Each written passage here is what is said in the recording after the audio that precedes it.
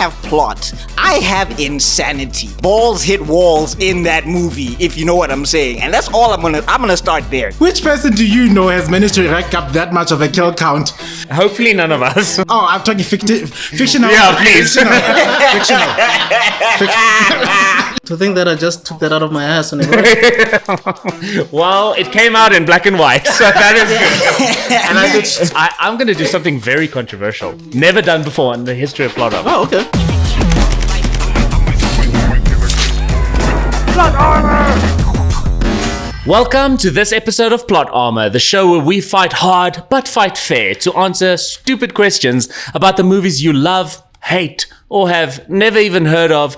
My name is Vincent, I'm your host. Let's meet our contestants. Stepping in with anime energy straight from episode 0, almost like a blue-haired, sword-wielding main character hero, it's Tebedien. Welcome, aka the Gold Dragon. It's so good to have you on. Yeah, I feel shy now, thank you. Yo, we did our research and you creating characters out here. Nobody described my character so eloquently before. I felt like, okay. He's blushing. No, it's because we really respect you as guests, so we couldn't leave you with a half written description. Tell us a little bit about yourself. I know you guys represent something as a whole, but tell us about Tebedien. Got into drawing, well, all has been drawing his entire life. Resident ADHD crazy person, raw dogging life, pre-meds up until I was forced into medication lately. Let's hope I'm not distracted this episode. No, you're going to be great. You're going to do a great job. Next to him, you will see an OG geek with a rhythm so bold, dropping nerdcore lines like legends foretold. Give it up for Geto Borole. Geto, welcome to the show. Oh, okay, I didn't know you had bars. No, I had to. You're the nerdcore rapper. I can't be sitting here not having any. It's so good to have you on, man. No, man, it's so great to be here. I've actually subscribed to you guys recently, so I've been checking out episodes like back-to-back type of thing, so I'm very excited. We really appreciate that. We appreciate any time someone does that. Tell me a little bit about Geto, because we'll talk about you guys, but I want to know about you. About me, I been in this nerd game since I was 5. Wow. Started YouTube in 2014. Damn. I think. Yeah, and did a whole bunch of things that didn't work. Yeah. Like we all do. Yeah. And now I'm working on comic books. I have two comic books on Webtoons that are free for people to read. It's called Black Fist, Fist of Alkebulan, and the other one is called Neon Wave. And then I did a fan comic on Black Panther, favorite character of mine. Yes. Black Panther versus Kang. I saw a little. You did an animation about that, didn't you? Yeah, I saw a little bit of Black that. Panther versus the Super Skrull. Yes. On Meister Geek Media, which is my YouTube channel. I was the stereotype of what a nerd was, and I grew up. So no, that's perfect, and that's why you're here. We wouldn't have it anywhere else, and we'll definitely put some of those webtoons and stuff in the links down below, so people can go check it out. Thank you so much. Not a problem. And then last but definitely not least, he puts pencil to paper and brings heroes to life, drawing your favorites sharper than your memory's knife. Give it up for Kuto Mataboche, aka Mr. Extroden. Hey, thanks for having me. Yeah, no, it's good to have you here. And now lastly, tell us a little bit about you. Geez, well, I have a lot of YouTube channels because I'm doing a lot of things. That's what they always, tease me about. But I do have comic books in the pipeline. He's actually writing one of them, Buckmeister. Awesome.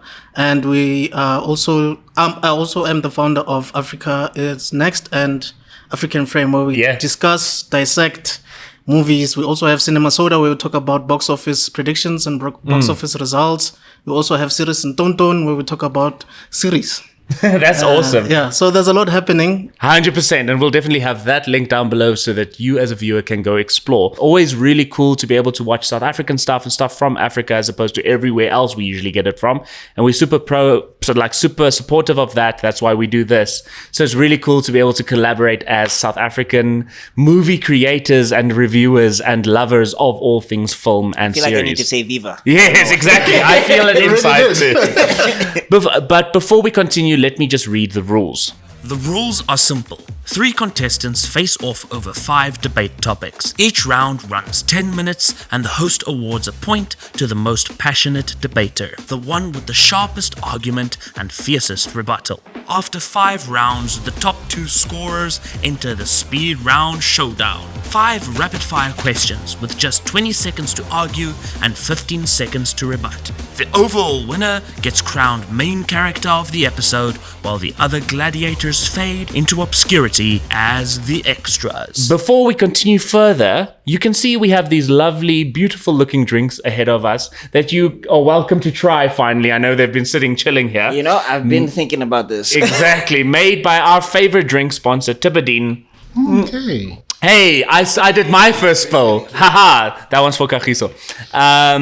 Don't get it on your crotch. It's better in your mouth. Do with that statement what you want to. I'm trying. But yeah, so thank you so much to Tebedien. This is a return of a favorite from an earlier episode called Pine for Orange with pineapple and orange. So thank you, Tebedien. Let us look at what we're going to talk about today. We're going to ask our very special gladiators a variety of questions. Questions about aura farming and very warm, very justified hot takes. But let's start with question 1. Some people really like anime, and some people are sitting right in front of me right now. And those some people are the same some people.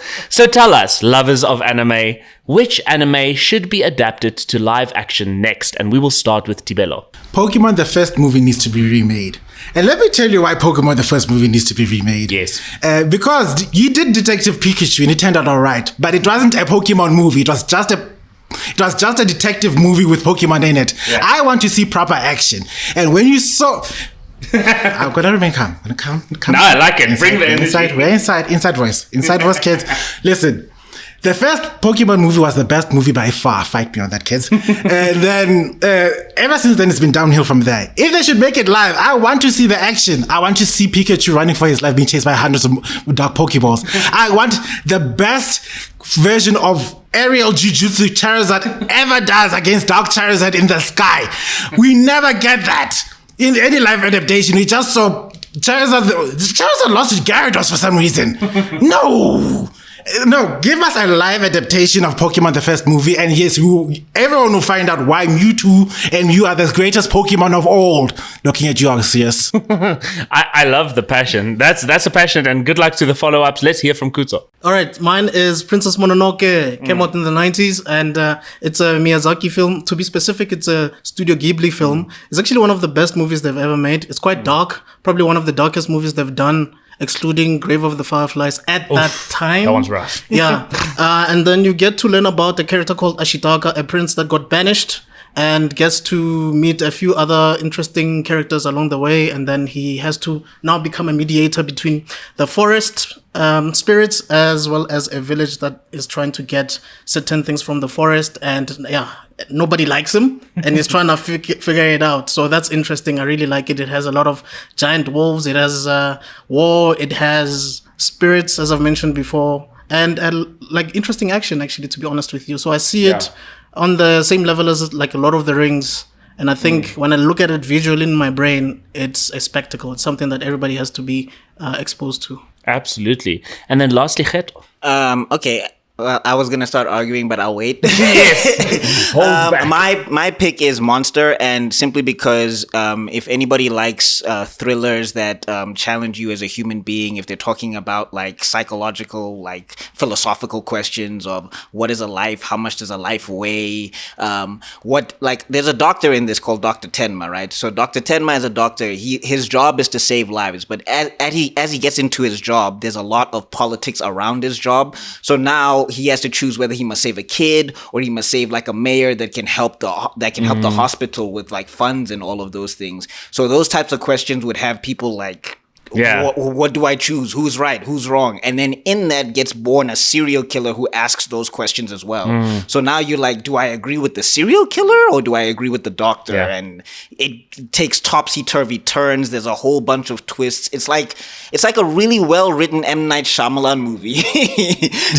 Emphasis on well-written. Yes, before he fell off. I know. No, that's a great answer. And before you fight it out, I'm just going to ask you to focus on why this should be adapted to live action. So don't just tell me how great your movie, the original, is. Focus on the live adaptation version of it and fight it out, free for all. Okay, so I just want to point out that your two movies, right?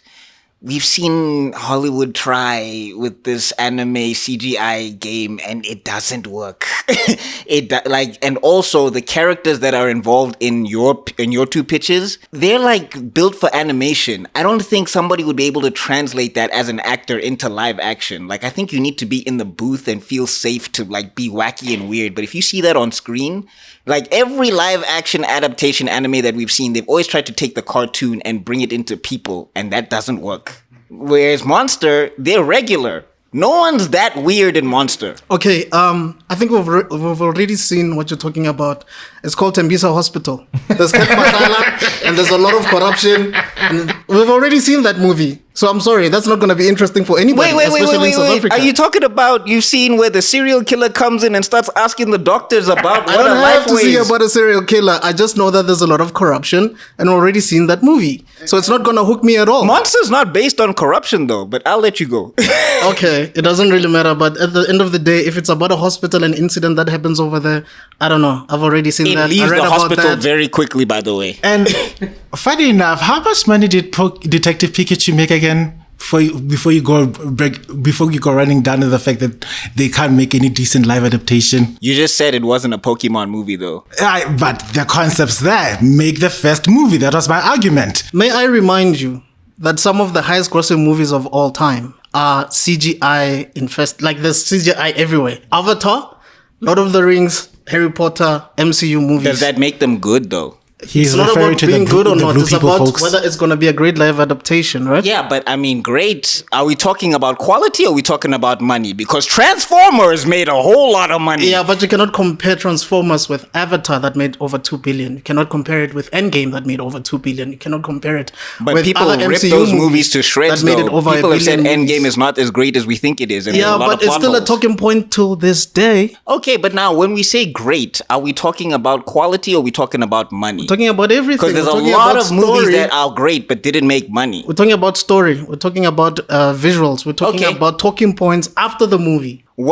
So what would somebody take away from Princess Mononoke? Because I was talking about philosophical questions that are going to challenge people's morality. Nature preservation, which is something that's very important. Also remembering our spiritual side, because sometimes we are so invested in whatever's happening in the world that we forget about our spiritual side. So there has to be a bit of a balance. You are an Avatar, The Last Airbender fan, and what does it talk about? It talks about humans and it talks about spirits, does it not? Okay, but now when we're talking about Monster, we're talking about a doctor who has to challenge his whole ethos as a person, and he leaves the hospital to chase the serial killer to try and rectify a mistake that he thinks he made. Yeah, that is a struggle that has never been replicated That's in one film person like that might not be relatable to a lot of people, but when you go outside after watching that movie, you might be in touch That with sounds- nature.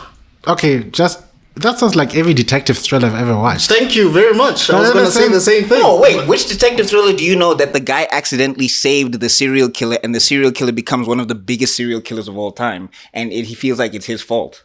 I was about to say Kill Bill because That is not... That what? No, I was not going to say Kill Bill. hear me out. Okay. Hattori Hanzo trained and saved Bill. That's true. And Bill turned out to be the biggest mass murderer he has ever encountered. But that's about to the his bride. great- It's not about to his great Hattori regret. Hanzo I'm saving just himself. No, but he's answering your answering your question. question. He's answering your question. And then, but also on another point, Princess Mononoke. Okay, you know I'm not the biggest. Miyazaki fan. I'm not the biggest, and for one reason alone, they are boring. To you, I'm maybe. sorry. There's always it's just like the Star Wars prequels. There's an interesting beginning, low, terribly boring middle part. Then there's something exciting that happens in there, and the kids Not Princess Mononoke.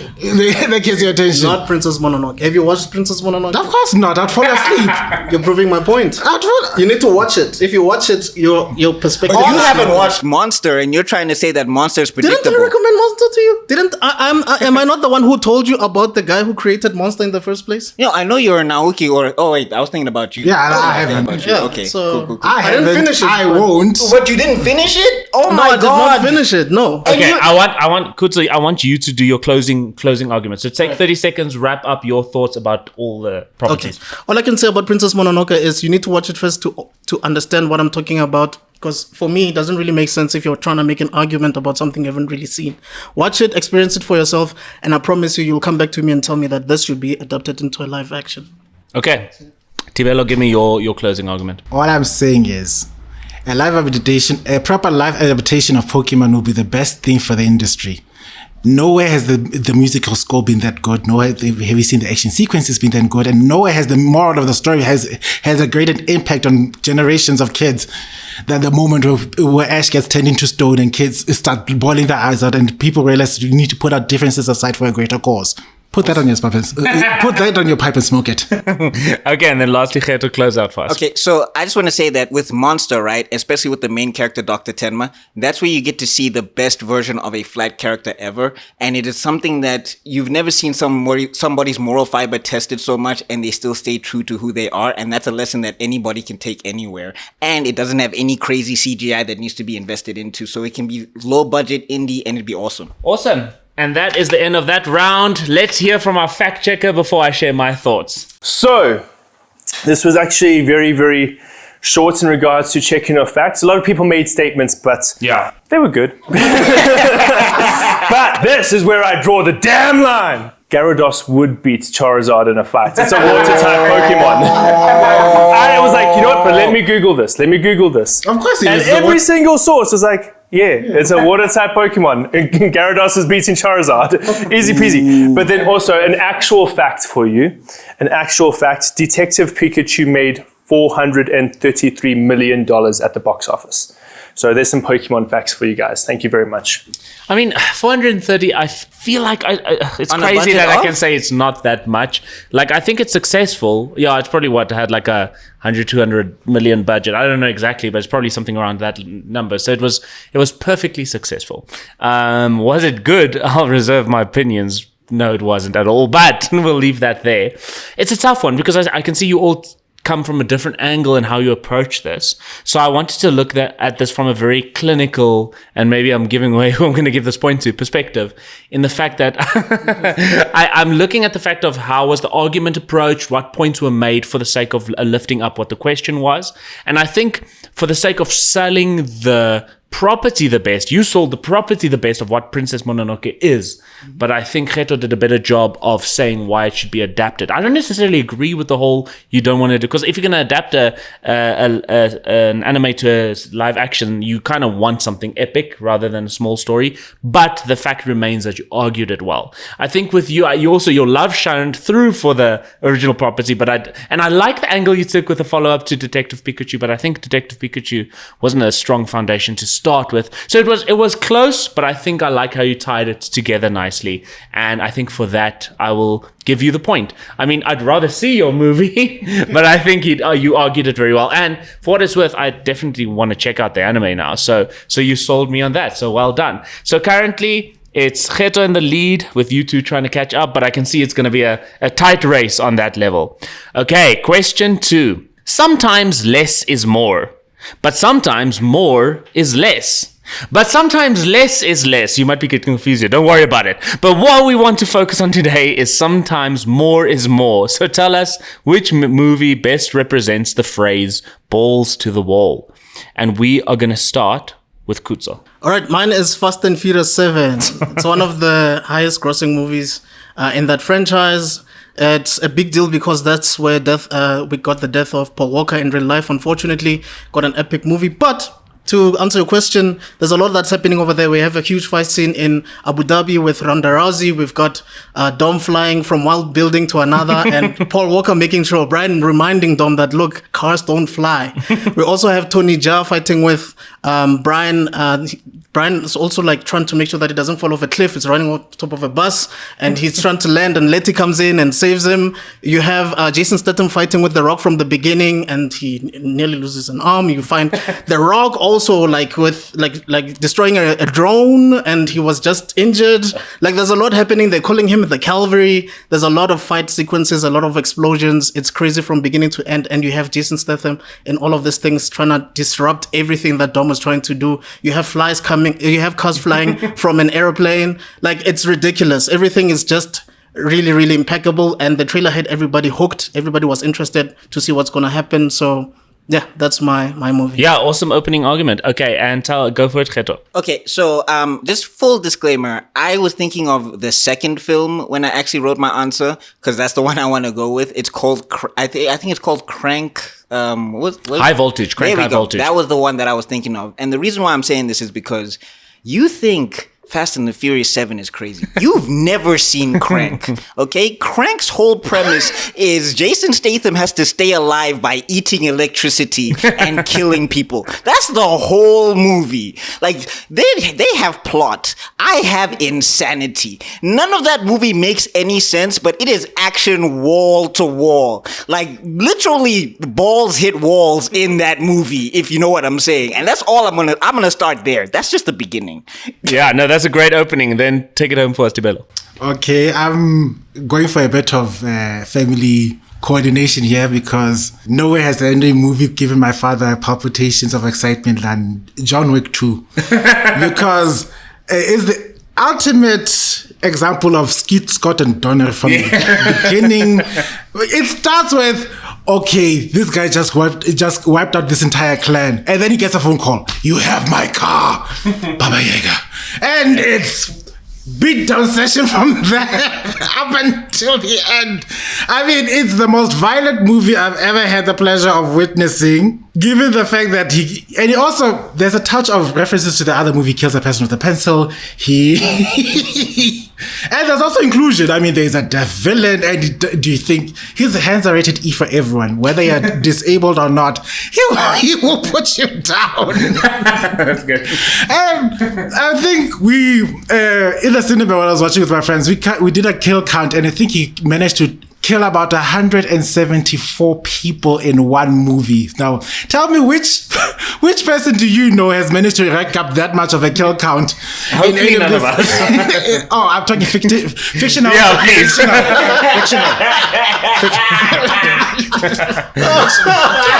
Don't snitch now. You'll be 175. The views expressed. That's hilarious. Okay, no, I'm just saying, just know, any of all these protagonists, how many of them have racked up a kill count that high consistently, unrealistically, and still made it look cool up until the end of the movie when he basically breaks the rules and kills the person inside the one place where you cannot conduct business. You say that in your business voice, and that's a perfect time to go to fighting it out. Okay, so I just want to say that your guys' movies make sense. Right? From beginning to end, that plot can be followed. Have you tried to follow the plot of Crank High Voltage? There's a kaiju fight. Like, Jason Statham absorbs electricity and turns into a kaiju and fights and beats a man to death. Well, not to death. I think the guy was still alive. Almost beat him to death. And that just happens, by the way. There's no rhyme. There's no reason. It is balls to the wall insanity. Look, the thing about your movie though is I would dip out within like 10 minutes or so because I've had enough of Jason Statham and the ridiculousness already. But the thing about Fast and Furious is that it's teamwork, and the balls to the walls happens with a lot of characters in that movie, whether it's the main character or the villain, and you get invested in so many of them that you wonder what the hell is going to happen. Like, everybody was at the edge of the seats when Paul Walker was walking on that bus, and we didn't know whether it was going to make the jump or not. That was insane to me, to be honest with you. And we also have Jason Statham in there having a one-on-one face-off with Dom Toretto, and they just have a head-on collision twice. You're talking about suspense. It's not just a suspense thing, by the way. Have you ever seen a man Have eat you ever seen electricity a man run? walking, like running on a bus that's actually falling off a cliff? Have you ever seen a man eat electricity and run to the next location, street to street, like a car? Well, he turned into the Flash, by the way. There's Izinyoga in South Africa. We've seen everything. No, I'm just saying, he took Izinyoga to the beyond 9,000, my guys. It's a good thing there's no load shedding that side. Otherwise, that movie would have ended very quickly. The movie opens with somebody just taking out Jason Statham's heart, and they ash into his heart at the beginning of the movie, and it's just there. And Jason Statham wakes up, and I'm like, this is where he got his Statham powers. Have you ever the seen Statham a guy you see in Fast and Furious 7? He only exists because of Crank. That's where he was built. Have you ever seen a guy drive from one building to another At one of the highest. That's like all of the Let's hear from All I want to say is, yes, they may seem like different, interesting action, but the only reason you mentioned that movie is because of the nostalgia factor. That's it. No. Paul Walker was there, drives off into the horizon, and you never hear him again. That's the only thing that makes the movie. It's not because of the nostalgia movie makes factor. sense. There's a whole lot of action sequences that are insane in that movie. It has nothing to do with Paul Walker. And none of them come close to the kill count that John Wick has made. Yeah, but none of your guys had sex on a horse track. Yeah, also none of them. That happened in Crank, and then he ran off to kill people. And that's the second time he had public indecency. That's not even new in that movie. No. That one was, dude. It, like, everybody, the horses ran over them as they were doing it. And he ran to kill people afterwards. Like, he left her to get hosed down and went to kill people. I'm going to do something very controversial. Never done before in the history of Plot Armor. Oh, okay. I'm going to end the round there. Because I genuinely don't think there's a single way anyone will beat Ghetto in this point. Like, I hate back-to-back points because it feels like, oh no, he's getting away. Yes. But when I saw his answer, it was almost an impossible point to beat. 100%. I mean, we'll get facts now and you get the point. I've never ever done that. But what's so funny is the fact that every time they think they're doing something, you just name another thing that happens in your movie that just wipes out anything they had to say. Which is like, I love your angle. I was leaning towards you in the beginning with the kill count was a great point to bring up, and Caleb will very soon tell us what the actual number was. But you can't say, what do you say when someone, when you're building this argument, they said they had sex under horses? Like, it doesn't get more balls to the wall than that. So you guys were climbing uphill, and I just realized, let's save the 3 minutes here, put it into another one, and just give you the point, because it was genuinely. So that was a very rare case of fantastic answer submission that just can't be beaten. I wanted to see, and it couldn't. Caleb, you want to say something interesting? Yeah, like, no, but seriously. Like, you can't beat that. Every time he made a statement, so I've watched Crank High Voltage. It's rough. It's and rough. All I remember is the sex scene. No, but everything. But then he was like, and then they turned to kaijus. I'm like, that's not true. But tell me what happened. I don't remember that either. What happens? He becomes a kaiju. In what way? Everything. They just absorb electricity and they just start. They just growing get big. Yes. And they just fight. Jason Statham flies. Jason Statham flies in this fight. Everything he said is me just going, that didn't happen. I can't believe that happened. I can't believe that happened. Because it starts with him like falling through the sky. No. Is It that starts the with first him one? in the. No, that's the first one. Yeah, this is the. As I fact remember the checker, cover is him with the. Yes. as fact checker, I will say it is truly the most balls to the walls movie. It's a crazy just checkmate move where you just said the right thing and there's nothing. Like, I was thinking, could I have at all beaten this? And the only answer I could think of that maybe could argue in some way is Hardcore Henry. I don't know if but that still wins because it's bonkers. This is the one question where Jesus isn't the answer. No, that was well done. So, but yes, the one fact I did manage to fact check give me a John Wick kill count. is the John Wick kill count. In John Wick 2, he killed 128 people. Damn, you just In made total- 50 people up. In total, throughout all the films that are John Wick numbered films, he has killed 458 people. Wow. Yeah, that's too many deaths. Too many deaths. No, fantastic. I am sorry you guys had to fall victim to that. Never happened, but like that's what's going to happen there. No. FYI, Buckmeister argues with us all the time. Yeah. So this is just what happened. No, this is just a Tuesday for us. Yeah. But I'm sure you guys can agree that there's no beating. No. Also, another fun fact: the guy who couldn't make it as well had the same answer. Also, Crank. Yeah. Maybe it would have been a Crank 1v2 situation, but 2 is obviously Crank 2 just because I think there it's about his heartbeat having to stay high. No, right? it's about him having to absorb electricity to keep his metal. But that's the second one. I think the first one's about having to keep the first the one is just BPM high. adrenaline. Yeah. Adrenaline. Yeah. Adrenaline. So that was an interesting way for that to go, but there is still 3 questions for the rest of our opponents to catch up to. Ghetto running. You cranked yourself up before this. That's the problem. He did. Okay, but we will move on to question 3. Plot armor is cool as shit. We care about movies, but not nearly as much as we care about looking cool. With our cool questions and cool wallpaper. So we want to highlight coolness. And we want to highlight cool as shit characters. So tell us, which movie character is so cool that they aura farm the hardest? And we will start with Tiwelo. There's no other argument. I will hear no other objections. The best aura farmer in all cinematography is Darth Vader. He's been aura farming in all these other movies. People don't pay attention to the fact that he's aura farming. He aura farms to the point where it's detrimental to his own job. Nowhere have I seen a character where it's like, okay, I can walk down this aisle and beat these rebel scarf. No, let me switch off my ventilator so they can become completely black, stand in the shadows, light my lightsaber. By the way, the ventilator is keeping me alive, but I'll just stay. I'll risk dying for the sake of aura. Kill them all. Then they finally manage to escape. He stands on the escape launch and there's no air in space. I keep saying this.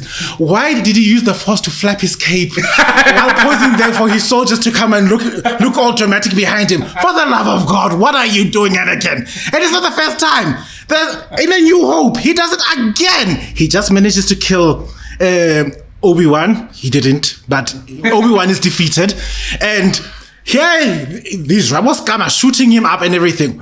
Should I walk towards these rebels and beat them? Oh, wait for my crew to come up behind me so that I can dramatically turn and walk towards you so that I can have my crew back me up so I can look like a dramatic WWE intro scene. And then, of course, my favorite movie, Return of the Jedi. What does he do?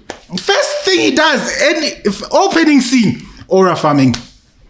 My Lord Vader is an unexpected pleasure. You may dispense with the pleasantries. All cameras on me.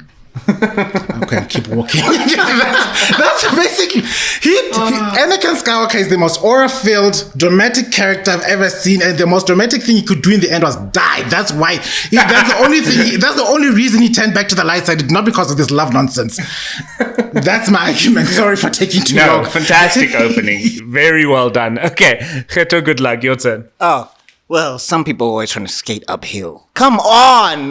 Blade? All Blade did for 3 movies was aura farm, and sometimes it didn't even have purpose. Like, why did you slice that guy's head off just to catch your glasses? You could have killed him any other way. Blade walks in slow motion just to let people know and he flaps his cape. He doesn't even have the force, but he flaps his cape before he kicks people. Like, the opening of Blade 1 is just him aura farming the entire time. I'm talking about posing on people for no reason. Like, vampires are trying to kill him and he's like, no, I gotta stand here in the, let me bathe myself in this light for 2 seconds. Let the DJ cut off the music so people can know I am here. Blade he's the best, dude. Aura farming wise, he's the best. We can argue other things, but aura, Blade's got it. That's great. I love how passionate you guys are about these points.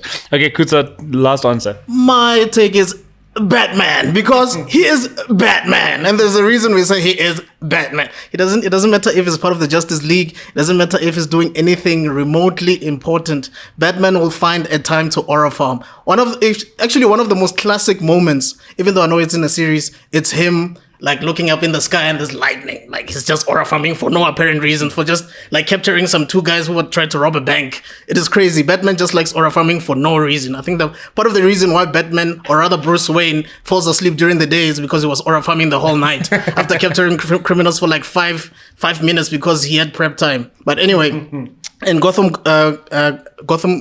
Knight, there's a scene where there's an explosion, there's fire everywhere, and then there's this Russian guy who's trying to like kill Renee Montoya, and he comes out ablaze. He's not moved, and everybody's looking at him and it's like, what the hell are we dealing with? Because that's who Batman is. He's supposed to impose fear in these criminals, and he was just aura farming for no apparent reason. And even I was like, this guy is so cool. Even though, like, I know he's the hero, but there's a reason why a lot of people love him. There's a reason why, like, a lot of criminals fear him, is that they have no idea that is actually just aura farming. They just think that is just about to kill them or something. You see that even in the Batman, when he's coming out for the first time and we're being introduced to him, criminals are scared because this guy's just coming out looking all cool. And that's my take. That's awesome. Okay, fight it out.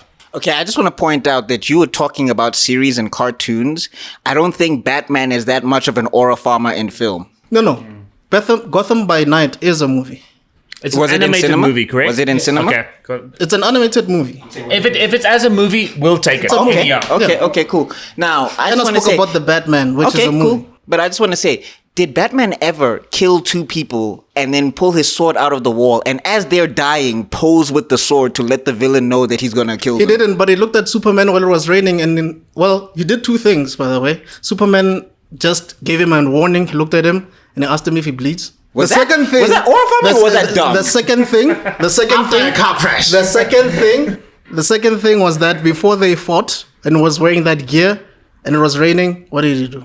No, he gets pushed by Superman into the ground. I'm not talking about being pushed by Superman. He was aura farming as hell. Okay, but here's the thing. Blade suplexed somebody while looking at the enemy he was going to kill and stared him dead in the face and smashed that dude's back into the ground and said, I'm coming for you next, and then cut the dude in half and walked through his body as the guy split in half. Question. And how many people talk about that scene?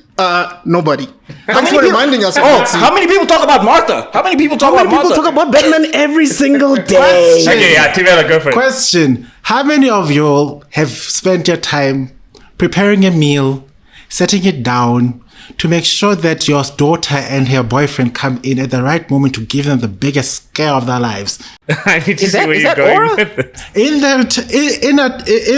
The Empire Strikes Back, you are back in Glad City thinking that, oh wow, you've saved the day, we are home safe, we've escaped this menace, you're gonna get our ship fixed and everything. And Lando decides, no, he made a thing that will keep the Empire out of our hair forever. And what happens when he opens the door? The man rises to the occasion. And you had to this man doesn't eat. You had to remind us of that scene. He doesn't eat. He does not have. He does not eat. He set the table with food and everything to make sure that. But Blade set a bunch of these. The Reapers. Blade sent a bunch of Reapers on light. Like on fire? No, basically he bathed them in light and then he sliced them while the light was coming out of the water in a spin move. He was aura farming in the water. And nobody paid attention to it. How many people have suffered generational trauma watching these people?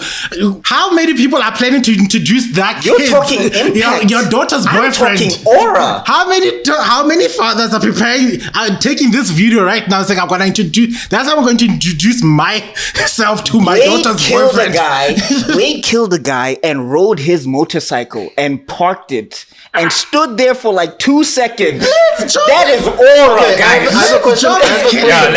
I have a question for both of you. Yeah. How many people do you know that dress up as your characters and aura farm? Darth Vader. Yeah.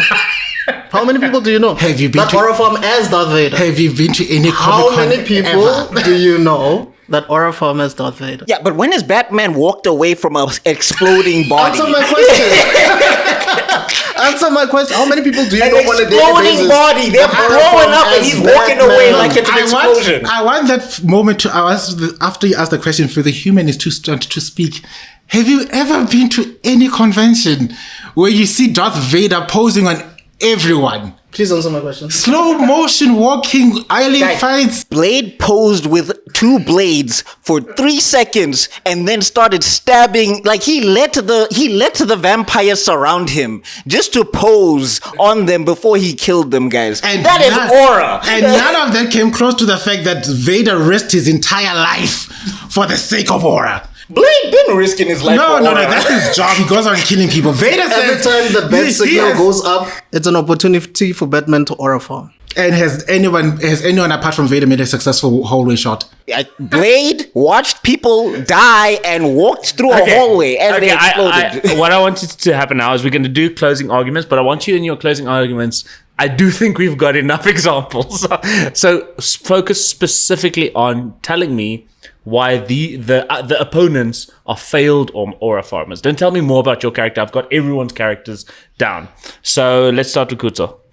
Look, Blade always depends on Whistler to just look all cool. And if it's not for Whistler, he'll just be a weakling because he has to get a dose of blood all the time. That sucks, literally and figuratively. And then Devil Law, as for Devil Law, what I would say is the dude has breathing problems. Like, I don't think he's cool. When I'm like, are you okay? Do you need an inhaler? Is everything fine? Do you have asthma? Should we call the police? Should we call the ambulance? So there's nothing cool about Vader on that front because the breathing doesn't do anything for me. It actually takes him down.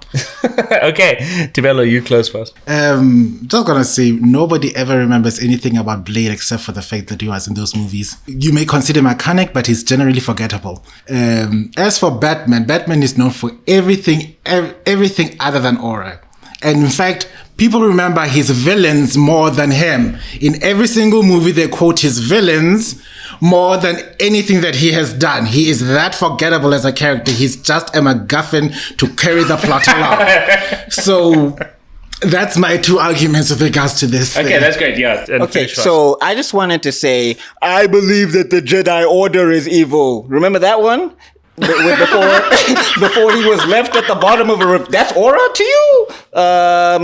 When Obi-Wan let him win? That's aura? Let him win? Yes, Obi-Wan decided to throw his lightsaber down and get cut in half by Vader. Vader didn't get that W. That is not aura. People can pull Vader's little bleeding thing and he's dead. I don't know why they don't try it.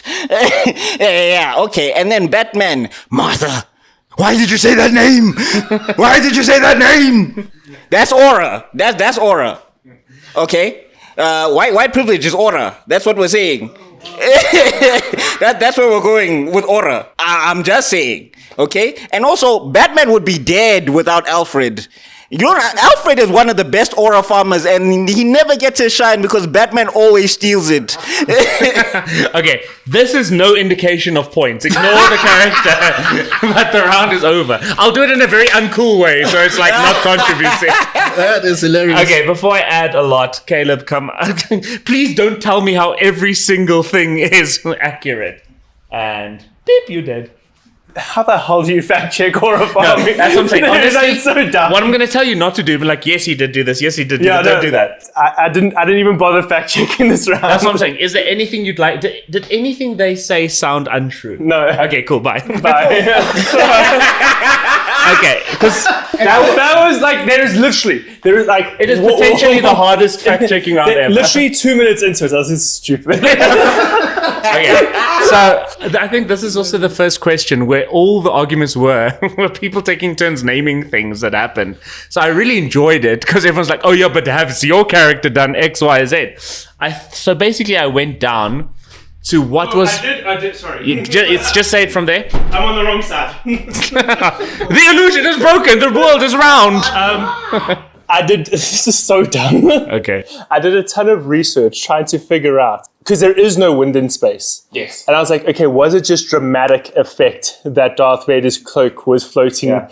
And like so many articles, Reddits, everything's like, no, it was obviously Darth Vader. So it kind of points to the Force. He's literally aura farming intentionally. So that's good that you mentioned that because all I have to kind of just pick, I kind of said, okay, let's listen for the most preposterous reason to look cool and the most effort put in secretly that kind of lifts it. Because that's what aura farming is, basically putting in as much effort to look cool without looking like you're putting in any effort. And what better example is that of, oh, look, no, it's the wind blowing, like, oh, we're in space. There's no wind here. It's me. You got me. Puppet strings. Tebedien, I think you did a fantastic job at pointing out how actually preposterous his aura farming is, because so much of it goes unnoticed and he just does end up looking cool, and that's what makes him successful at it, because the moment you analyze him you realize how much stupid shit he does.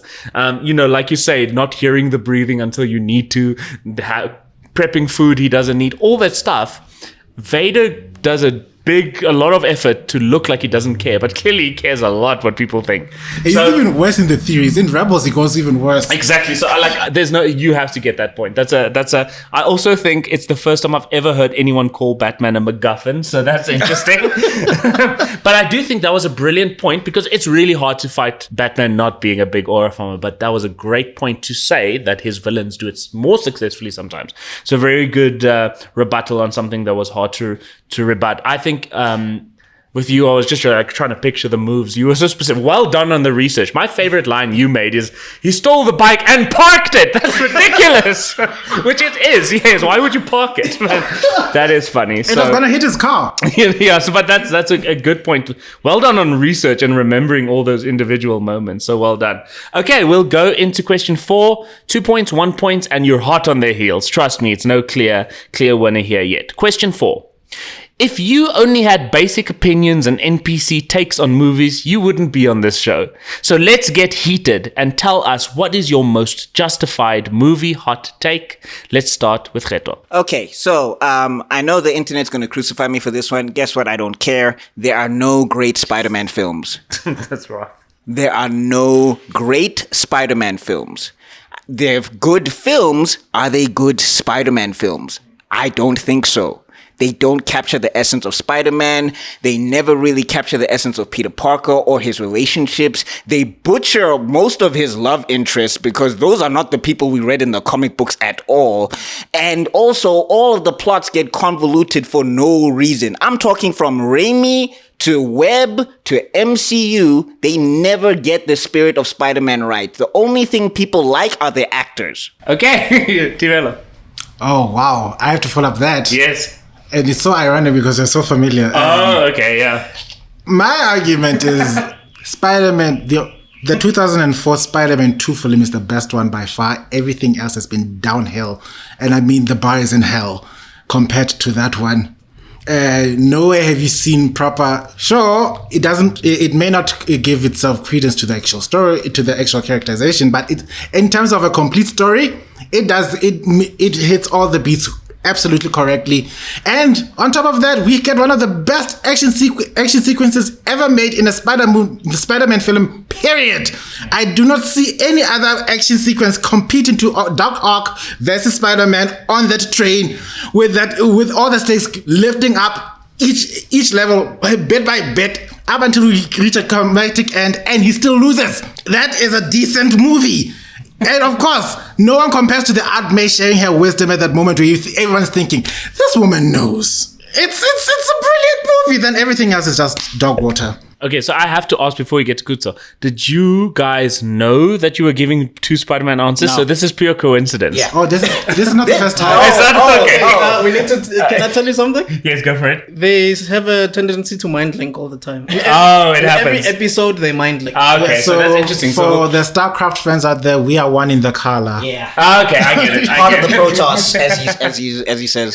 Okay, but then let's hear from Kutso. Okay, so mine is to say that the Karate Kid Part 2 is better than the Karate Kid Part 1. Yes, I do know that everybody talks about the Karate Kid Part 1 a lot. Yeah, sweep the leg, the crane kick, all of those things. But in terms of story, the second one is way better than the first one. The first one is more popular and it has a lot of quotables.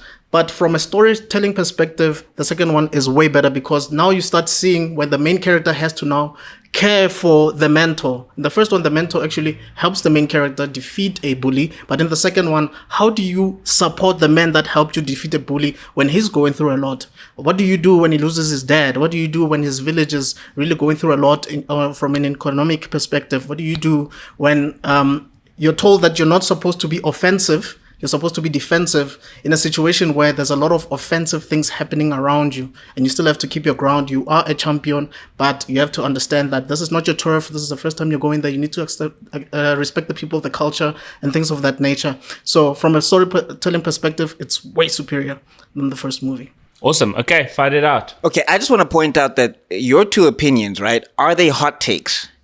Because I know a lot of people who will love Karate Kid 2 and will say that it's better than Karate Kid 1. More than the first one. I was about to say the same thing. I've never heard of anybody saying that Karate Kid Part 2 is better than the first one. Okay, but which one is going to get you canceled on Reddit more? No good Spider-Man films ever? Because I'm saying that, and I know people love the Raimi films. I know people who love the other films with Andrew Garfield. I know people who love the MCU films. I'm saying none of them have ever gotten Spider-Man right, and I know people will be in my comment section day and night cursing me out.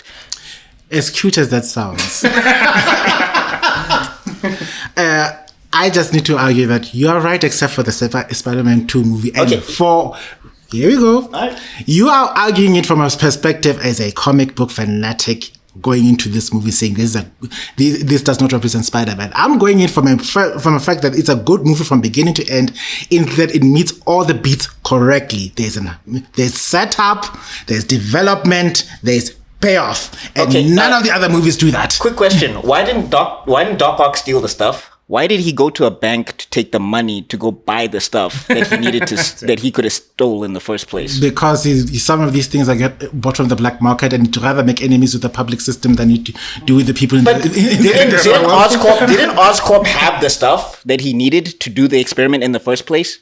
Which is a sun, by the way, which would give everybody cancer in the room. Okay, Buckmeister, I have a question for you. What's your favorite superhero movie? My favorite superhero, Incredibles. Okay, I'm talking about Marvel. A real answer. Okay, Marvel. Okay, Winter Soldier. And is Winter Soldier comic book accurate? Yes. No, it's not. Not entirely, but they follow the beats. That's the thing about your argument in the first place. No superhero movie is completely But it's a good representation of Captain America. But it's still. But it's a good representation of Captain America. Besides the point, the fact that whatever MCU movie that has been done is not comic book accurate already makes your claim a bit tricky for a lot of people because you're becoming a bit contradictory. Because at the same time, a lot of people can say the same thing about Endgame. They can say the same thing about Thor, Iron Man, almost everybody that you can think of. But because I'm saying it's not comic book accurate. But you're talking comic book accuracy. I'm talking the spirit of the character. Now, Captain America Winter Soldier gets the spirit of Steve Rogers correct. Okay, let's talk about Black Panther, your favorite character. Oh, you're going to go with that? Okay, low blows. Okay, so we're doing low blows. Let's go there. Okay, we're going low blows. All right, fine. No, I will say this. Black Panther 1 did not get Black Panther right. It didn't. Wakanda Forever did? No, it did not. I love Black Panther 1, but there's a lot of stuff that they missed. What I'm saying is the essence of Spider-Man has never been represented well on film. He makes 3 jokes in, maybe 3 or 4 jokes in that entire trilogy. Is that Spider-Man? Mary Jane is ruined because of the Raimi films. That character, what people think of Mary Jane is tainted by those films. Once again, Gwen Stacy is not Gwen Stacy. They don't know who Gwen Stacy is. That character that's in the Andrew Garfield films.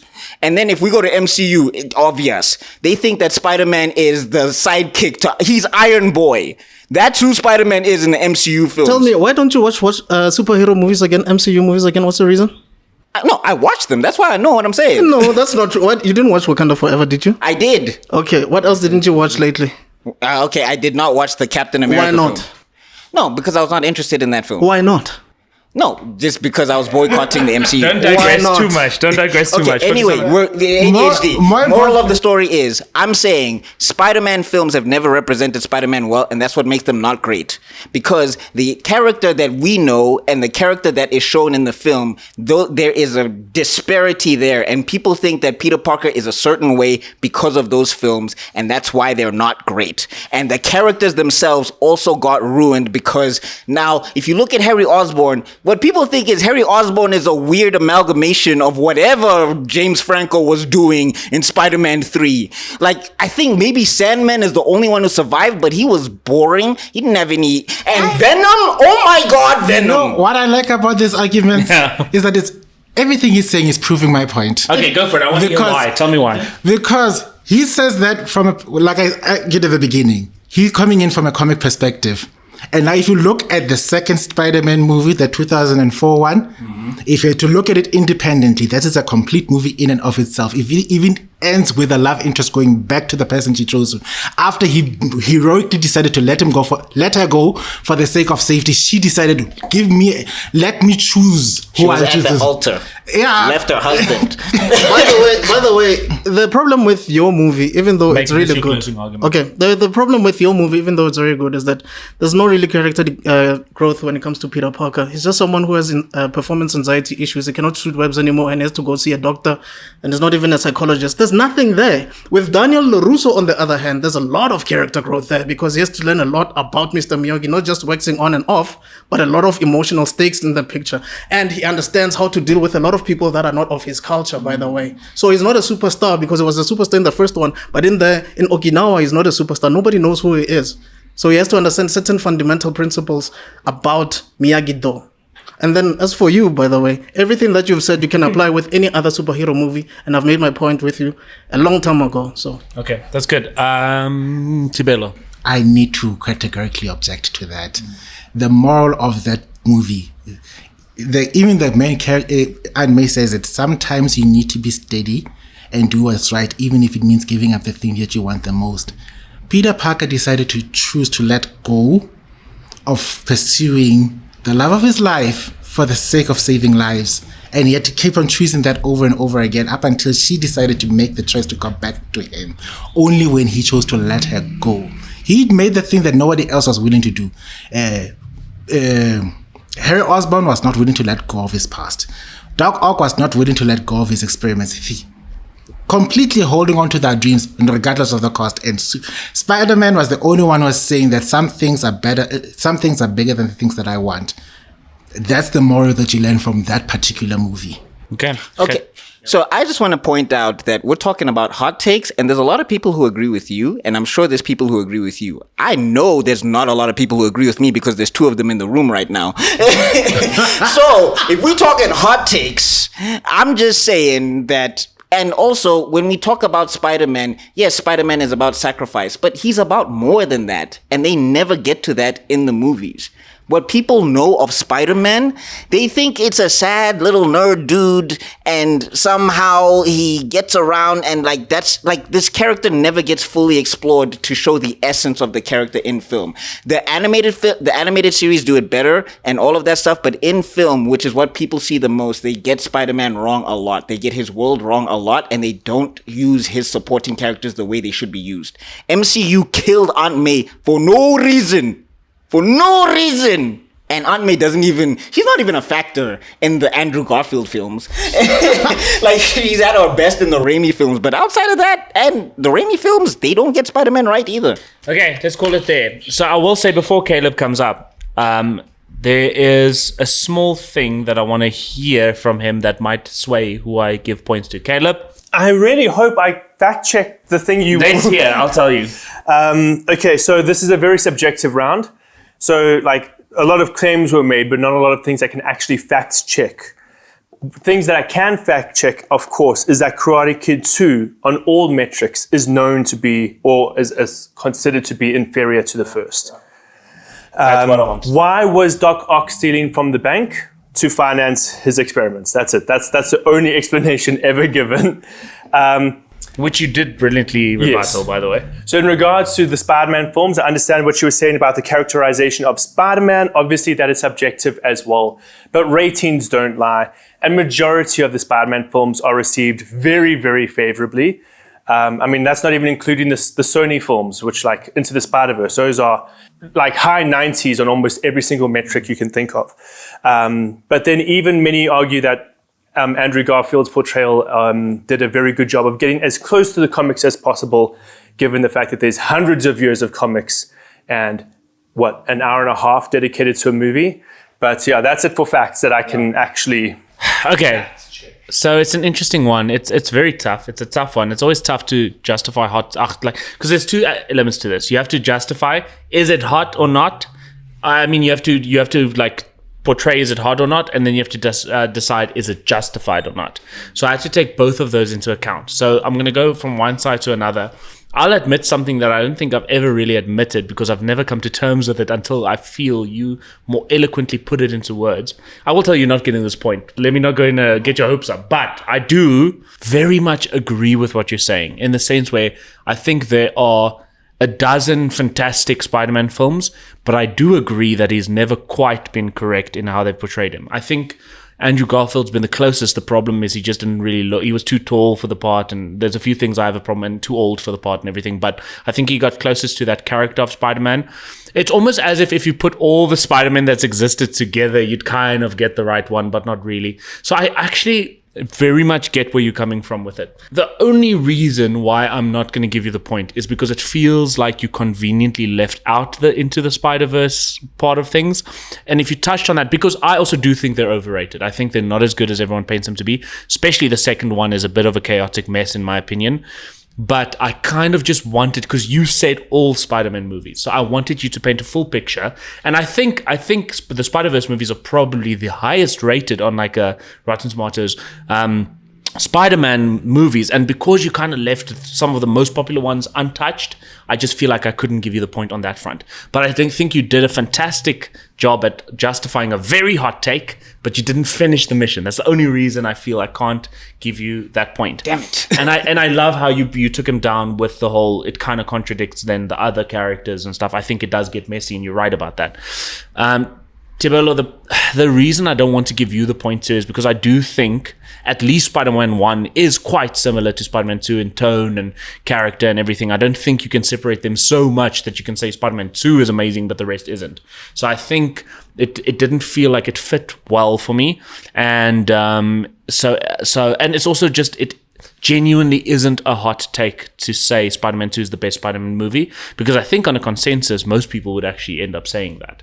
It's the name I've heard the most, especially around maybe people our age. Younger people probably go into the Spider-Verse direction, but I think it's quite a safe opinion to say that's your favorite Spider-Man film. On this side, I think you had a lukewarm take.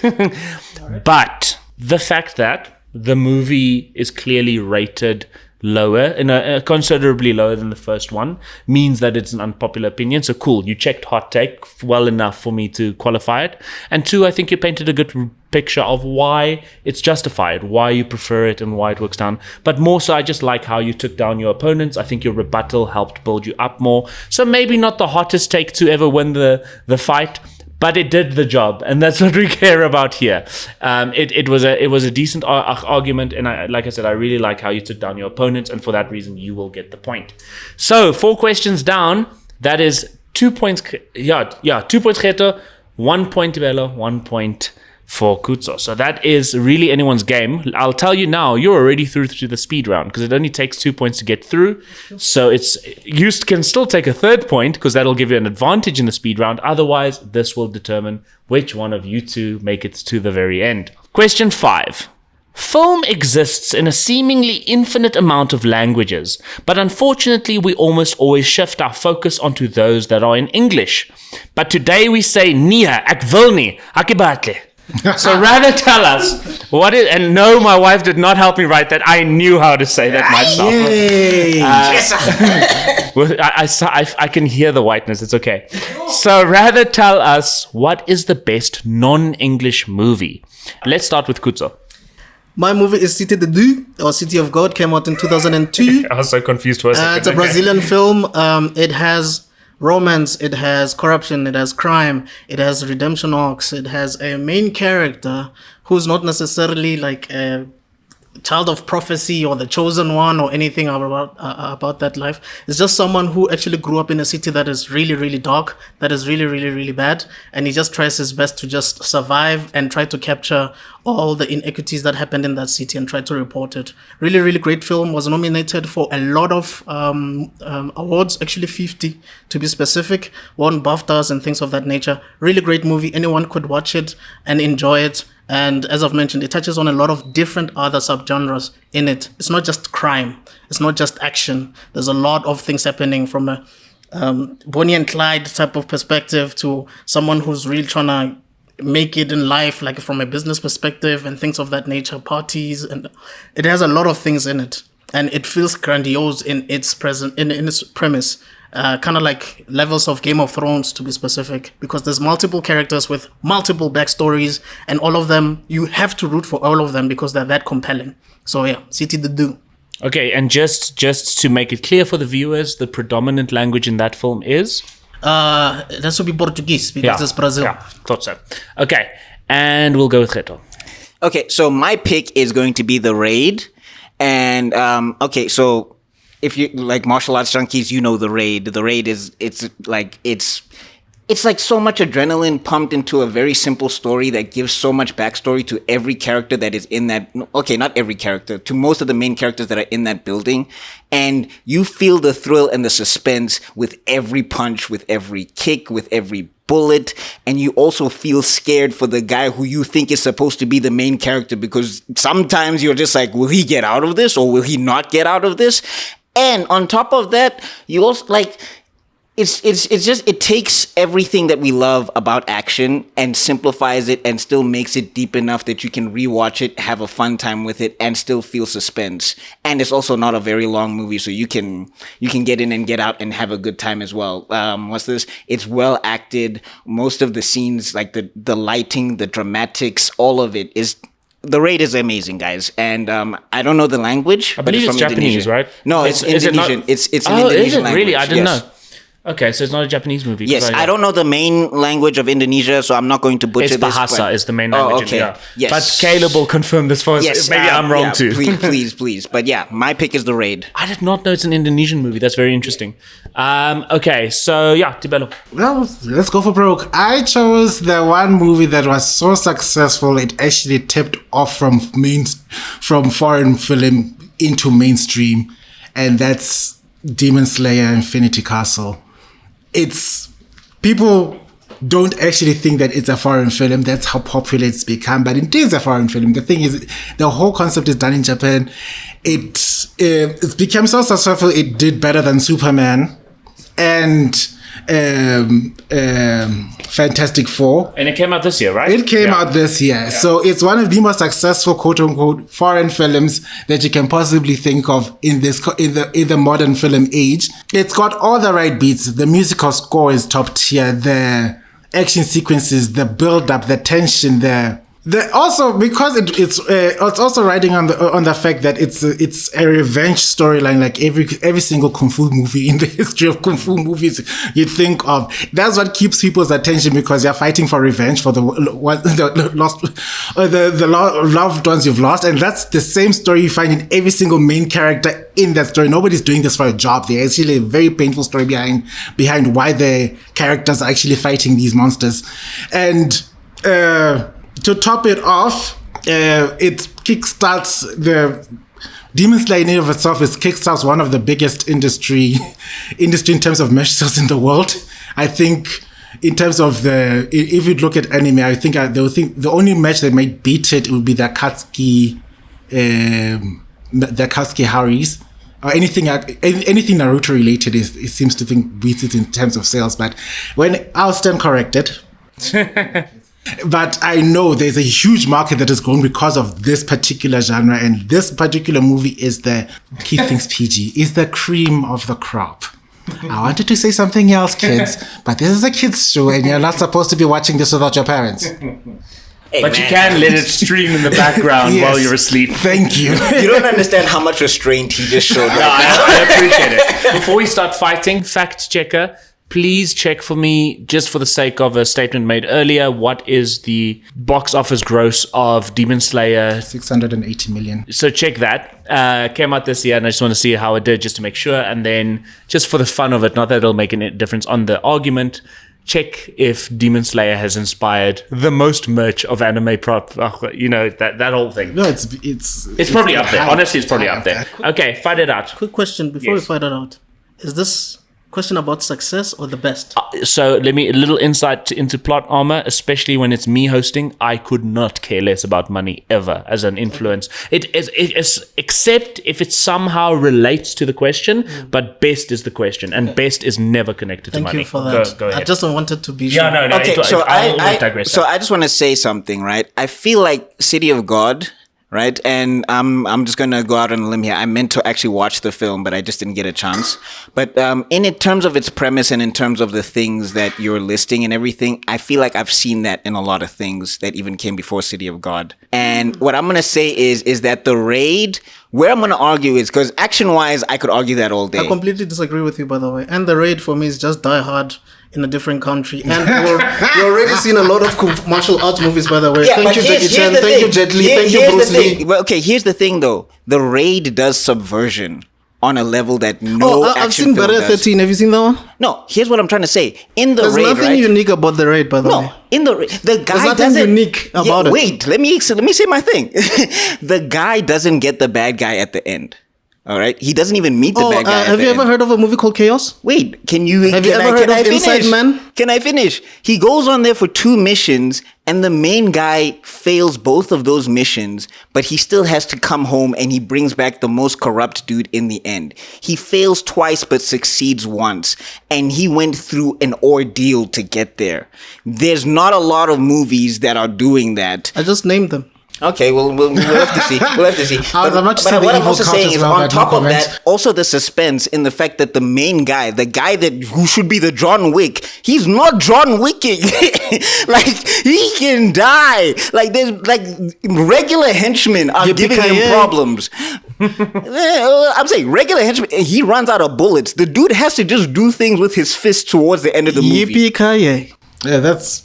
I don't want to. Demon Slayer, what I want to say is... I'm going to just keep quiet. And Demon Slayer, what I want to say is that it only really hits if you know the story. If you go into a film, if you go into Demon Slayer and you don't know the context behind Demon Slayer, it is not going to hit you the way 100%. You have to watch the entire series to understand what's happening in the movie. And yet, how many people went to go watch the movie? A lot of people wanted to go watch the movie because they liked the series. With City of God, it starts with the movie and then it has spin-off afterwards. So you have to watch the movie first before you watch anything else. But with Demon Slayer, you could read the manga. You could actually watch the series. And if you like those two, chances are the way you're going to like the movie might not even be the same way you like the series, because you already got your dopamine from the series. With City of God, the dopamine comes from the movie itself from the beginning. I like the word you use, chances are.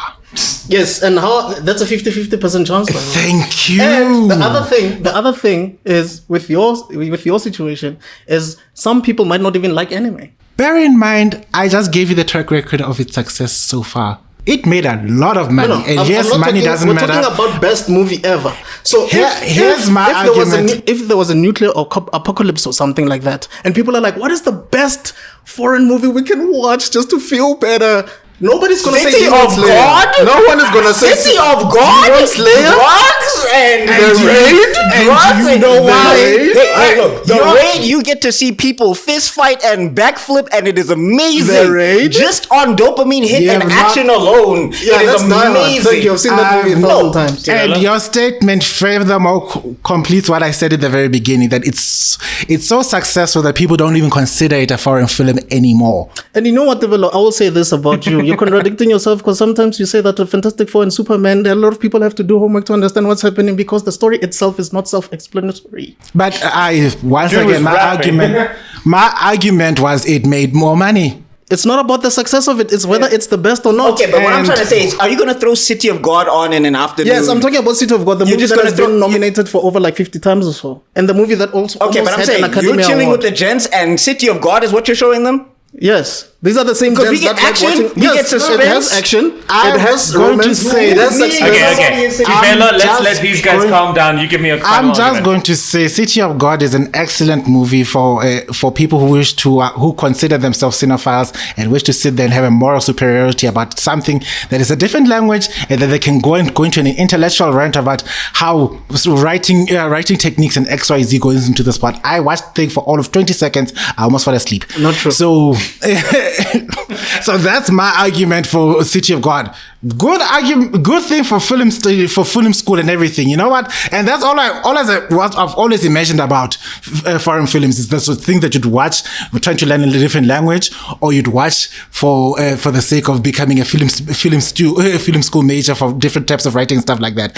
My movie, like I said, managed to crush over the threshold. Which foreign movie do you know that has managed to succeed that well that it became considered the norm, when in fact it's actually a foreign film? Passion of the Christ. It was the highest rated movie, and it's a foreign language. It's in Latin or something, or in Greek. So that's your answer.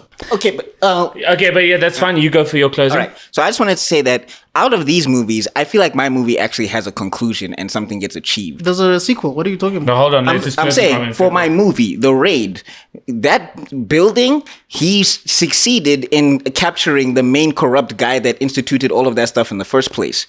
I'm saying for Demon Slayer, that's a cliffhanger. It's not the end. It's not a movie complete. And with City of God, from the little that I've managed to get and research, I don't think they reach a conclusion towards the end. The city doesn't get better. God doesn't come down and help the people.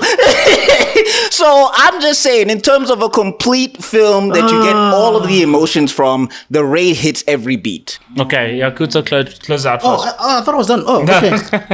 City of God does have a conclusion, a very good conclusion, by the way, and inspires a lot of people actually to do better because everybody can relate to it, especially if they come from the slums. And a lot of people in South Africa come from the slums. It's highly relatable for a lot of people. A large population, by the way. The Raid, like I said before, I've seen conclusions like that on a lot of movies. Police Story is one of them, where we think the villain got away with it, and when you watch the sequel, you realize that the villain actually got away with it because he was out of jail within a few days. And as for Tebedien, I've mentioned this 1,000 times. That's an exaggeration, but you have to do your homework before you watch Demon Slayer, and if you haven't, you're gonna be confused. Okay, time. Okay, Caleb, come change my mind. I am here. And I am stalling because I downloaded a free app to take notes and it keeps showing me ads. New phone problems. So what is interesting about this is this was such a cool question because I could do so much fact checking. But yes, obviously we don't always take Rotten Tomato scores as gospel here. But since this is the greatest odds, I do think it is valid to actually look at the Rotten Tomato scores. And it was very interesting because these are all rated incredibly highly. City of God is 91%. The Raid is 87%. And Demon Slayer Infinity Castle is 98%. In fact, it debuted, if I'm not mistaken, with even 100%. Yeah, but it always debuts higher and then other, Demon Slayer made $730 million worldwide.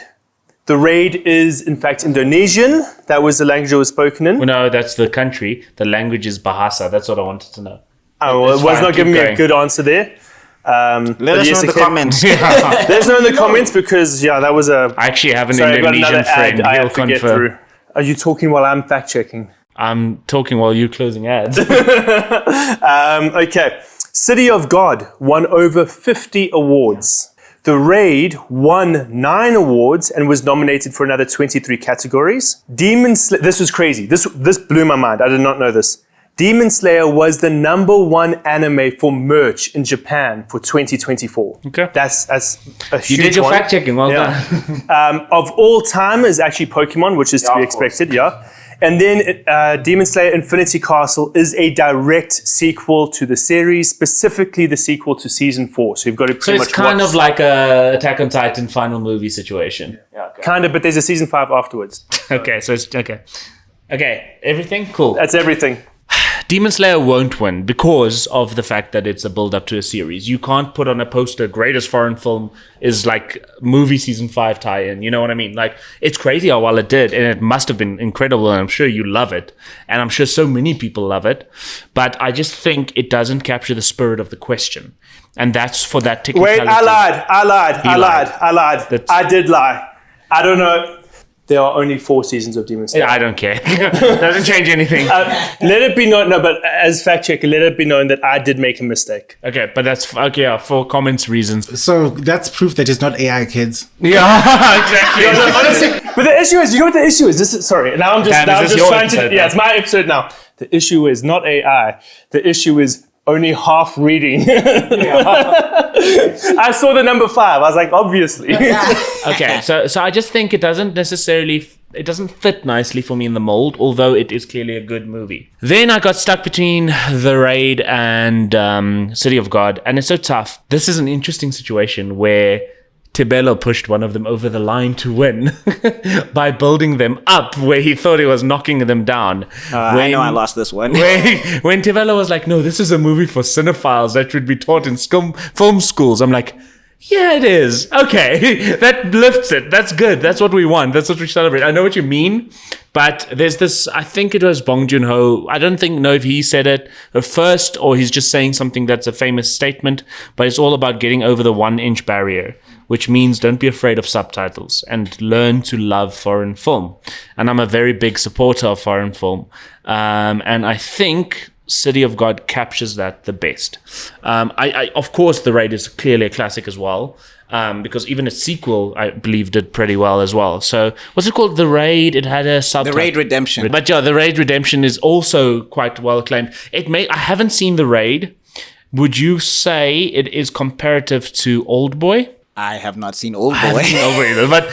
But when I think of both movies, I'm just like people fighting in hallways. That's what I've got in my head. So there's a famous hallway scene from the side. I don't know which one's which. He is very accurate in terms of describing the first Die Hard movie. So Yeah, it takes place in a building. I understand. There's a quasi-hostage situation, but instead of just one person killing everyone, there's like a task force. But the whole thing is also obviously the action. And also the raid is like, it's an assassination mission. It's not a rescue mission. Okay. Very interesting. I mean, I'd love to watch it. Obviously, there's just too many movies to get to all of them, but it's definitely gone up the list. But that means that Kutz and Gert, you two are making it to the speed round. The good news is, Tebedien, you have to help me judge it. So you now have as much of a say as I do for this. And if we disagree on who wins a point, then the people behind the camera break the tie. I was about to say the audience. Comment below. Yeah, I wish. We'll retroactively. So Tebedien, it's not time to choose who's the best friend. Now it's time to listen to arguments. No, this is actually my original job. There you go. And so that's where you're gonna kill it. Because in the car, it's usually they're having the biggest fights known to human history. And then you have to listen. I have to add new ones. It's like, wait, do you mean this or that? That's perfect. So that means you will make this speed round showdown a fair one, and this is how it's going to work. So there will be 5 questions. Because you both have 2 questions from the 5 rounds, we're going to just zero it out. You both have 0. So basically the first person to win 3 points wins. So best out of 5. And how a question works is I will read the question. You can immediately shout out an answer. The first person to answer gets that. The other person has to come up with another answer. Don't give me an explanation, just answer. Then you'll have 20 seconds to make your uninterrupted explanation, your opening argument, and then 15 seconds to rebuttal whatever the other person says. That's how it'll work, and then we'll make a call and the point will go to whoever. Some questions are this or that question, so I'll ask you X or Y. If he says X before you get to say X, then go with Y. Just pretend it was always your intended answer. We're not going to hold it against you if it's like you say it at the same time and then you get stuck with. Just always fight for what you get as hard as you can. Everything else will become clear as we go. Are you ready for the first question? As ready as I'll ever be. Okay. This is a this or that question, so wait for me to finish and choose one of the 2. Just shout it out. In terms of Netflix live actions, should Cowboy Bebop have been a movie or Death Note a series? Death Note a series. Okay, so you've got Cowboy Bebop movie. Okay, so I heard you first.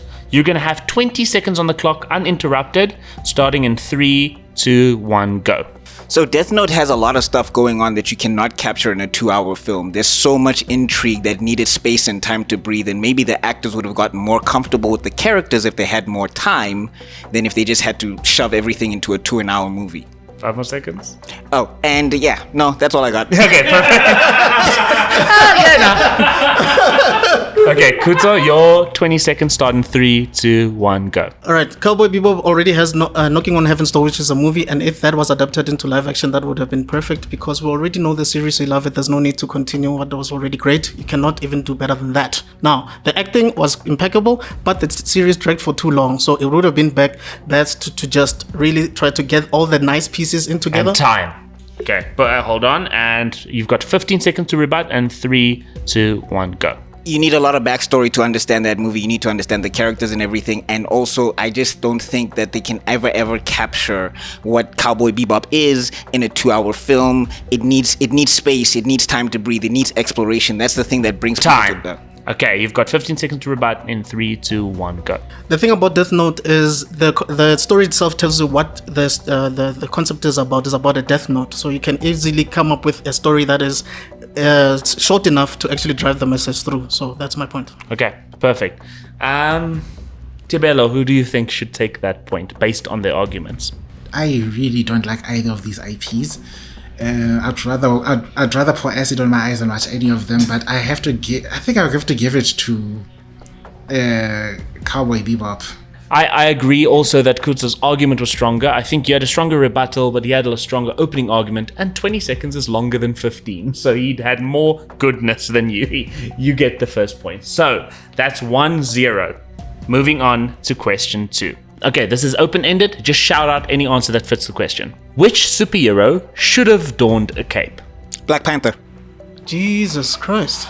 Okay. We'll take it. Jesus versus Black Panther. Okay.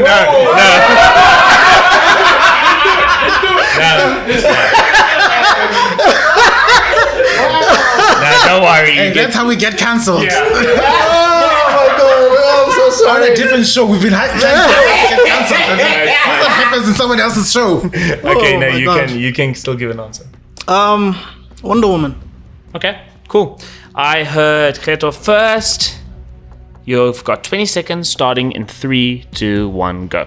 Well, it's accurate to the source material, and also his cape is kind of like a garb that it represents his royalty. So if you can just imagine when he's walking through the UN and his cape is like flapping in the wind as he's going to go address people about why they can't invade his country and take his mineral resources.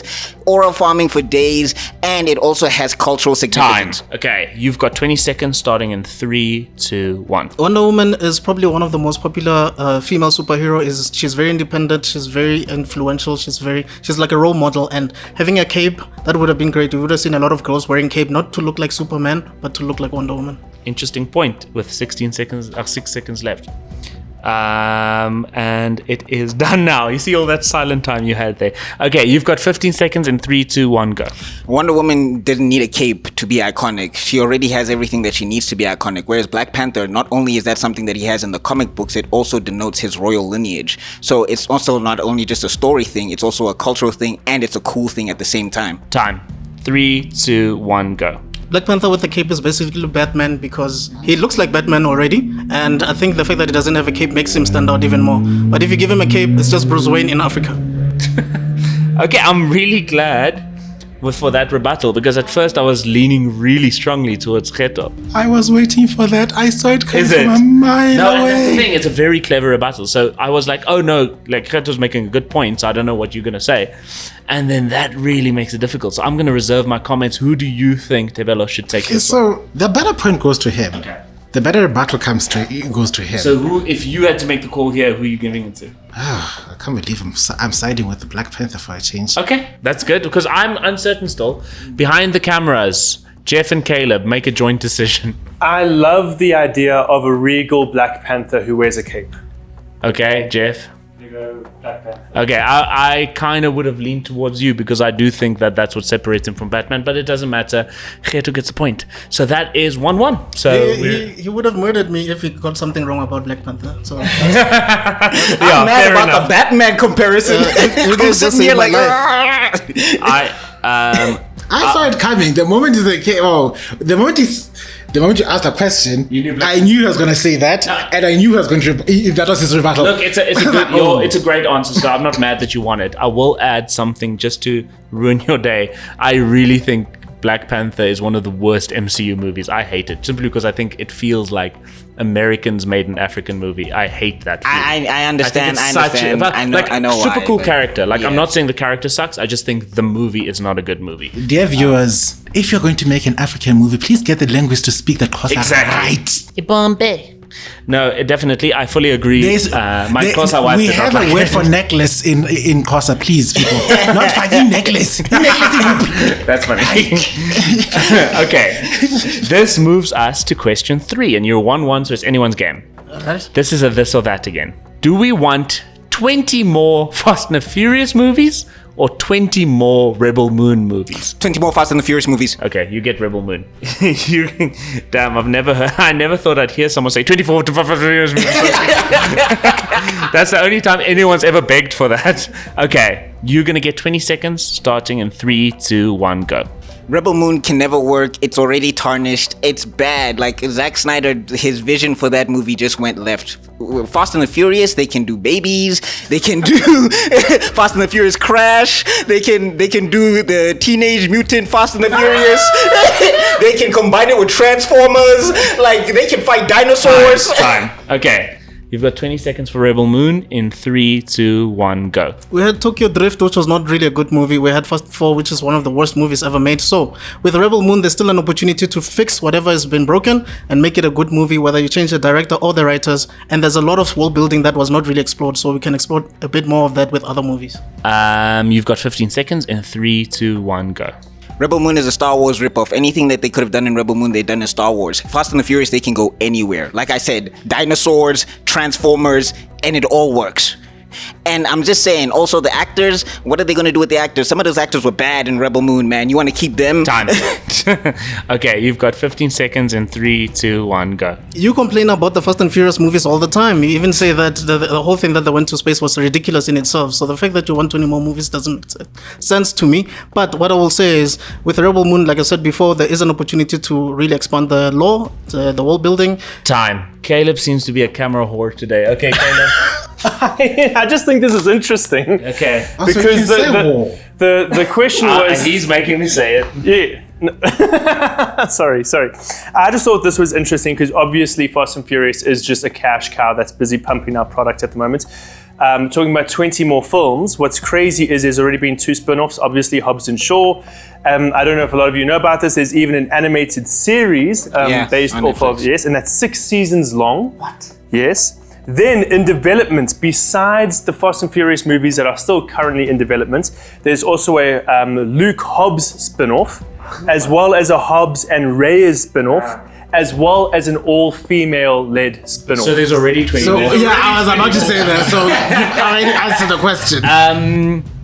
I am not gonna be. I'm gonna let my opinion sway me. Him bringing those facts made me so tired that I just want to watch more Rebel Moon rather. So my personal thing goes to Kutsa. What do you say? I mean, this is a rock and a hard place. Literally the rock and a hard place. I knew I liked this guy. Okay, so you were... Oh no. He's Fast and Furious, he's Rebel Moon. So I have to use my heart. My heart is overriding and have to go... Okay, you're going Fast and Furious. Okay. I've gone Rebel Moon, so behind the scenes, what'd you say? I would rather watch 20 more Fast and Furious films. Jeff.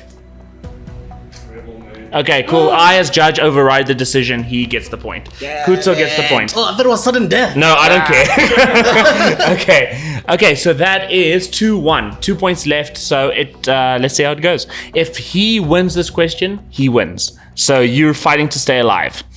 Okay, open-ended. Which movie should have been black and white? Captain America 1, the first Avenger. To just name a movie. Past lives. Okay, cool. I like it. Okay, so you're going first. You're going with... What was your answer again? Captain America, First Avenger. Yeah, you're going with the First Avenger. You're going with Past Lives. I like both answers. 20 seconds in 3, 2, 1, go. It's already said in the 1940s it would be a great throwback and it would be like an awesome feel and give a different feel to an MCU film, and it would be like a nice retro, and it would also be cool to see Captain America in his element versus where they have to pull him back into the modern day. I just think that, and I think also a lot of the action will play better in black and white because some of those colors were too bright. Okay, time. Okay, Kutso, in 3, 2, 1. The title itself talks about the past. So even though it's not as old as 1941, it gives you the impression that there's a lot of rich history with the characters in the movie. And it's a Celine Song first film, so I believe that it would have made us stand out even more and not just be part of the clutter of romance movies. So that's my take. Cool. 15 seconds to rebuttal in 3, 2, 1. Past Lives sounds very modern. It sounds like it's covering a lot of modern things. I think 1940 is Captain America, and also a lot of Captain America's like speak and tone and everything would translate a whole lot better if it was in black and white versus the color that we got. I just think that time. Okay, so 15 seconds to rebuttal in 3, 2, 1. There's no way a Captain America movie would have worked in black and white, especially when the MCU was still starting out, especially after all the flashy stuff we've watched from Robert Downey Jr. and even a Green Hulk. So introducing a very important character like Captain America in a black and white film would have been a ball fest. Time. Okay, I have a question actually. Do you know what Past Lives is? I get the feeling that you're okay. I just wanted to know. It sounds like a modern movie about modern things, but it's okay. You fought hard. I will not take it into account. I'm gonna reserve my opinion for last. Let's hear from behind the scenes first. I think Captain America was a great Jeff. pull. I can't go with Captain America because then how would you know the Red Skull is red? Okay. But I'll go with But past that wasn't lives. a point The brought mic up. is right here. Past lives. No, I want to. That's what I'm saying. I want to get everyone's input. Then, Tebelo, what do you think? Do you think past lives? All I'm just Or saying, Captain I'm America? glad I didn't get this question because I immediately jumped to the Lion King. That is weird. I like the idea of a romance movie in black and white. Correct me if I'm wrong. The Past Lives Yeah, is a it's romance fully a movie. romance, yeah. Yeah, so romance, and not rom-com. Romance as in you end up in the movie in tears because the ending is always bittersweet. I'm here to find a romance movie with a happy ending. Okay. If I tally this correctly, we've got 2 for Past Lives and 1 for Captain America. So it's either gonna be me overriding or me announcing a winner. And the winner is Mr. Showdown himself took the answer. Past Lives was a fantastic answer to give there. Congratulations, you are the main character of this episode. Arigato. To think that I just took that out of my ass. And Well, it came out in black and white, so that is good. It suits the tone of the movie. I think very creative answer, but it's problematic. And I think when he brought up the whole thing about it wouldn't work so early in an MCU movie, it's true. It would be cool and maybe like a fan, like the Justice League version of the They black and kind of white. did it with the WandaVision. Yes, and they also did it with Snyder Cut, so with the black and white version. But I wish it was a point made, but Jeff so eloquently pointed out that Red Skull would just be Skull. They say red. They say red in the film. You assume. Unless it's like Schindler's List, where that's the only color you see is his skull. But it's a Nazi movie, so Very well done from all 3 of you. I think you brought such an interesting and unique perspective to everything. And you guys, I love having guys who are old friends on the couch because you guys are used to arguing one another and it shows. Tebelo, I have a feeling you have to deal with this a lot in your life. I need to watch more It's actually the other way movies. around, I think. I need Sometimes. to watch Oh, more really? movies. What do you mean? Don't you guys often butt heads? Oh, so I'm the problem. Is what Yeah, you're okay. saying. So common denominator sits at the end. Here's what happens. They argue. He gets loud. He doesn't get heard. So I'm the one who hears, like, he said this. Oh, and that's Guys, why he you said were this. asking who said what in the very beginning of the This is slander. This is AI. No, I'm defending myself. I'm just glad that I defended Darth Vader. Yeah, I was about to I was say like- my favorite moment in the episode is you talking about Darth Vader aura farming because you painted him in a whole new light that I've never thought of. So favorite, like the man of the match is the Darth Vader. It's your Darth Vader defending. So well done. But excellent job to all of you guys. Before we end this episode, I once again want you all to just have an opportunity to shout yourselves out and plug anything you want to plug. We'll start with the winner man, the main character, Mr. X Jordan. Go for it. Tell us where to find you. All right, so there's a lot happening, but I would say African Frame Film Yeah. channel would be the main one, and you can also check out Mzansi Nerds. That's where we have the Africa is Next podcast, and you can also check out Retro Mzansi, where we're talking about anything that's South African nostalgia related from movies, documentaries, and the like. And the Golden Dragon himself, tell us what you want to tell us. Guys, go to halacorp.co.za, KHALA.co.za. Get yourself a copy of War Angel. The first chapter is already out. It's very cheap, guys. It's my first ever Afro manga that I've published, and check it out. Also, get yourself one of our posters. Those are physical posters. They'll be delivered to you within the next 7 days. Go ham. Awesome. No, that's awesome. And lastly, Geto, tell us what you want to plug. So you can find me on Instagram at buckmeister.cul, buckmeister.cool. You can find a lot of stuff that I'm posting there. You can check out my Black Panther vs. Kang comic book that is on Tapas, 6 issues. You can also check out Black Fist, Fist of Alkebulan, and Neon Wave issue 1. Those are on Webtoons. And then you can also find me at YouTube, Meister Geek Media on YouTube. You'll find everything there, including my fan animation of Black Panther vs. the Super Skrull. Fantastic. And we'd also like to say thank you to Tebedien for another round of These were great. empty mocktails. They keep us hydrated. I'm consoling myself for my Exactly. that I lost. They keep us hydrated as we sweat in anger towards one another, but we're all friends after the fact because we're just here to argue for and for the love of movies, which is definitely something that happened here today. We would also naturally like to thank God for making this possible. We're in our second season, second year of Plot Armor. How crazy is that? And to be having awesome guests guests like this on is just showing you how great this is doing, and we just appreciate that God makes this possible. So thank you for that so much. And I mean, there's nothing left to say except thank you, subscribe, and goodbye. Bye-bye. Peace. Thank you so much for watching this episode of Plot Armor. We really hope you enjoyed it. I know we did. If you haven't yet, please make sure to subscribe to the Plot Armor YouTube channel. And if you want to see the season that just ended, go click on the season 1 playlist. And if you have any strong feelings about the topics we tackled in today's video, make sure to comment them down below. We will enter the Battleground once again next Monday. Bye-bye.